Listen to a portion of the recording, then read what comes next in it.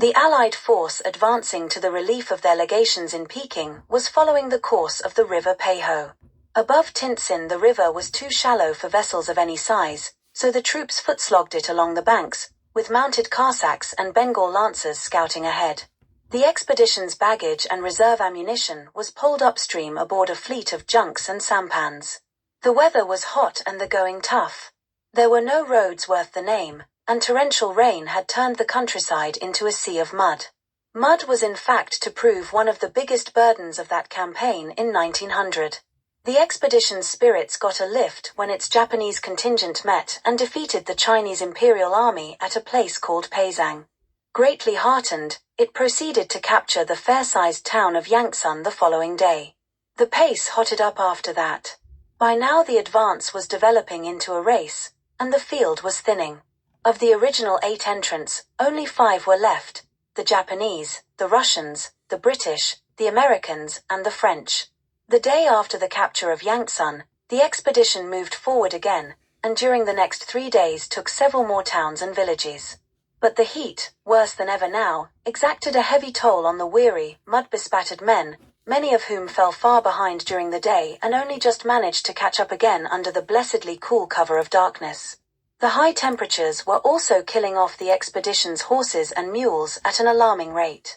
Of the 400 animals that started the march, only 60 were destined to reach Peking. But on the Chinese side things were far, far worse. Retreat had become a rout. Completely demoralized, in a state of panic, the fleeing Chinese troops were plundering and murdering their own countrymen. When the expedition took the important town of Tungchao, it was only 22 kilometers from Peking, but before pressing on they sacked the town, in an orgy of burning and looting. Looting was a keynote in the warfare between China and the outside world. Even Queen Victoria, in far-off Britain, had a Pekingese dog with the macabre name of Lu Tai. During the pause at Tungchao, a plan was devised for the final assault on the capital. It was a very simple one. Peking was a walled city with access through a number of huge, fortified gates. Each nation was to attack a separate gate. As with most races, the last lap was the hardest. The heat and mud were still great burdens, and the troops had to trudge across a countryside where every one of a myriad of irrigation ditches, every sunken road, every village or isolated house might conceal a hornet's nest of desperate Chinese. They also had to increase the tempo of their advance still further, not now to outrun each other, but just to get to Peking in time. They could hear heavy firing in the direction of the capital as the Chinese, frustrated and bitterly humiliated, made a last furious attempt to overwhelm the foreigners in their city in the few hours that remained to them before the relieving force arrived. The expedition bivouacked that night 5 kilometers from Peking. Yet another tropical downpour made life in camp miserable, but the Russians took advantage of the rain and darkness to probe the city's defenses. They managed to get through an outer gate, and were thus, technically at any rate, the first of the Allies to enter Peking, though the fact that it wasn't their gate was to lead to a good deal of confusion. The Russians weren't the only ones that strayed during that drenching night. The French contingent managed to get completely lost, something it had been doing on a lesser scale right from the start of the campaign. Dawn saw the start of the general assault on the city. The Japanese fired over 1,000 shells from their 54 guns at their gate, the right one, and the Americans scaled their section of the walls with ropes and ladders.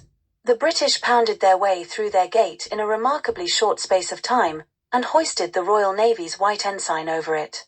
Suddenly there were Sikhs of the British Army on the British legation tennis courts. The British had won the muddy marathon, with the Americans second, the Russians third, the Japanese fourth, and the French not yet in the stadium. They came in the following day. The relieving troops were given an ecstatic welcome.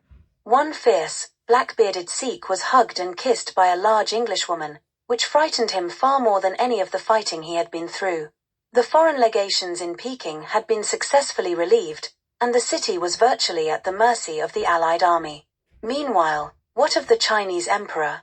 He, the son of heaven, the lord of 10,000 years, had scuttled out of the capital, together with the dowager empress. Disguised as peasants, wearing blue cotton instead of their fine silks, they and a few attendants had rumbled out in 3 carts through one of the city's gates, the one known, perhaps not too aptly in the circumstances, as the Gate of Military Prowess. It was the start of a journey which was to last 2 months and cover 1,200 kilometers. As it progressed, and the fugitives left danger further and further behind, it changed gradually from undignified flight to a stately tour of inspection of that part of the emperor's domains. He had to save face somehow. Ultimately, the Chinese court established itself at Shan, which was a comfortable distance from Peking.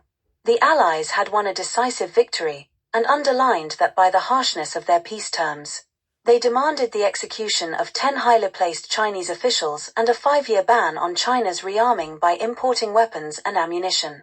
The foreign legations in Peking were to be allowed to maintain garrisons for their defense, so that what had happened that summer could never happen again. All the forts between Peking and the sea, some 25 in all, were to be destroyed.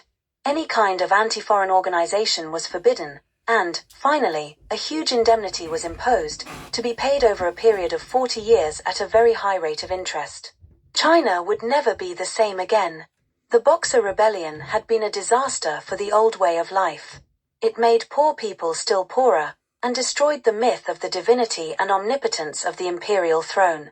Its appeal for national unity paved the way for the Communist Revolution and Red China as we know it today.